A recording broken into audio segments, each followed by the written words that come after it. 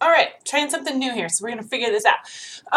So when I'm thinking, when I look at all of the stuff that you guys are talking about in Team Six, there's a couple things that really kind of stick out to me. So one is you guys are talking about social development and the very serious implications that has on development. So I think it was Cooper that you mentioned how this is.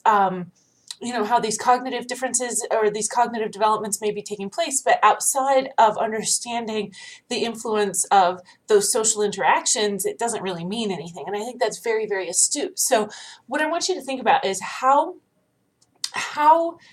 maybe pinpoint an experience that you guys have had about a social interaction and how maybe that has influenced your development. Okay, again, it takes a little bit of skill to figure this out. One other thing, you guys were talking about negative influences from operant conditioning, I think was the question.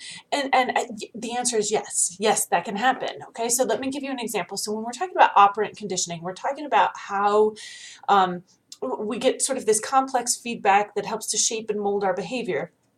Think about a child in an abusive situation. The children really oftentimes, I mean, there's always resilience in children that's just astounding how they can sort of bounce out of those things. But if we think about like a child in an abusive situation and how that can negatively influence their behavior, particularly because many of you guys are going into education, think about a child whose home is not a safe place to be and adults are not people who can be trusted.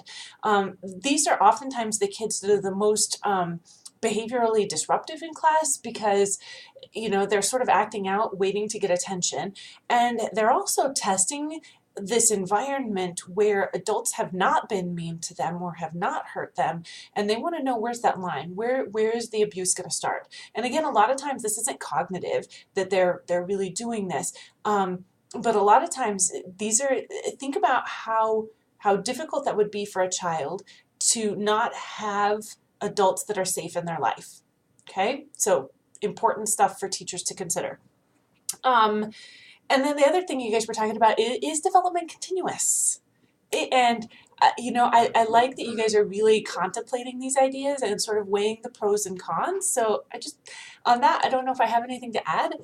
I'm glad you guys are talking about it. So that's it. Thank you guys. You guys are doing a really good job.